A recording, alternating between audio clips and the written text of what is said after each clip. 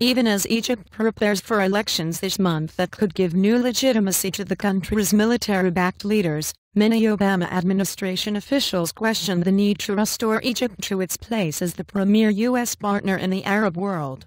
And Washington's caution reflects a desire to help Egypt nip the mounting insurgency in the bud without being seen as sanctioning the interim government's repression of political opponents and the media. And the focus of bilateral aid, at least for the time being, is on confronting the militant threat and other security issues while U.S. officials assess how the country's next government responds to demands to halt the harsh treatment of dissent. And, going back to the status quo of the past 30 years is not really an option that's available to us, a senior administration official said on condition of anonymity. And Egypt has been the second largest recipient of U.S. foreign aid since its landmark peace treaty with Israel in 1979. But the policy was upended by the political transformations triggered by the 2011 popular uprising that toppled President Hosni Mubarak. And after the army last July ousted Mohamed Morsi, the Islamist leader elected after that uprising, Washington responded by freezing much of the annual $1.30 billion in military aid. And on April 22, the U.S. government relaxed its position and said it would provide $650 million in military financing, a move which required Secretary of State John Kerry to certify Egypt was maintaining its peace treaty with Israel. It also announced that it separately would send Egypt 10 U.S. Apache helicopters to help it fight insurgents. And Washington continues to withhold hundreds of millions of dollars more in aid, along with other hardware that Egypt had requested, including Harpoon missiles and fighter jets. And Egypt is a very hard country to support right now, even in Washington among those who are strong defenders of the relationship, said Amy Hawthorne, a former State Department official now with the Atlantic Council, a Washington think tank. And this recent aid decision is about getting parts of our relationship back on track, but it's far from a warm embrace. And Egypt has pursued a campaign against the Muslim Brotherhood, the Islamist party that propelled Morsi to power. Western officials have condemned mass death sentences for Muslim Brotherhood supporters as well as repression of other opposition parties and imprisonment of some journalists.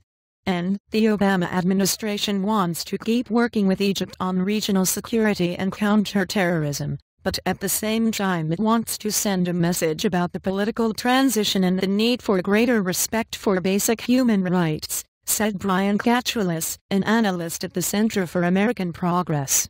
And in trying to split the difference between these two goals, the United States has sent an unclear message to Egyptians.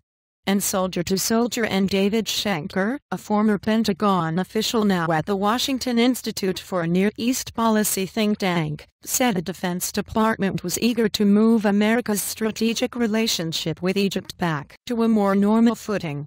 And Egypt has been key to U.S. military activity in the region, allowing U.S. aircraft to fly over Egypt and facilitating U.S. ships' transit in the Suez Canal. And the timing of the decision last month to resume the $650 million in military financing was driven mainly by the U.S. government's need to make payments at the end of April to defense contractors who deliver military assistance to Egypt, U.S. officials said. The move was made in spite of worries about the direction the military-backed government has taken. And they've taken steps whenever they've been forced to act for budget or programmatic reasons, but they really haven't taken any fundamental decisions about what U.S. policy on Egypt should be in the long term, Catchulis said. And U.S. officials hope that the Apaches will help Egypt fight militant groups based in Egypt's Sinai Peninsula, including Ansar Bait al-Maqdis. Egyptian officials say the groups have killed about 500 people in recent months. And General Abdel Fattah el-Sisi, who ousted Morsi and is widely expected to win next week's presidential vote, said in an interview with Reuters last week that the West risked letting militant groups in places like Egypt, Libya and Syria metastasize if it didn't act decisively to help fight them. And last month, the White House announced it would designate Ansar Bait al-Maqdis as a terrorist group, another move welcomed by Egypt's military-backed government. And Robert Springborg, An Egypt expert at the Department of War Studies at King's College in London, said that a U.S. focus on counterterrorism could suit Sisi. And he had signaled since becoming defense minister in 2012 that Egypt needed weaponry suited for fighting insurgents rather than high-end arms like jets, which are more useful in a ground war and which had been sought for decades by Mubarak. And State Department officials, including Secretary of State Kerry, appear to view U.S. ties to Egypt as increasingly important given the turmoil throughout the region, particularly in Syria, Iraq and Libya, Schenker said. But Egypt's fierce crackdown on dissent is still impeding closer ties. The White House is looking at this, saying there are legitimate human rights concerns, Schenker said. And where U.S. policy on Egypt is heading is still being written, a senior U.S. military official said. And even recently restored aid can ultimately be held up in Congress. On April 29, influential Senator Patrick Leahy said he would not approve the aid, denouncing death sentences that Egyptian courts have handed down for hundreds of Muslim Brotherhood supporters or other government opponents. Editing by Jason Ship, Peter Henderson and David Story.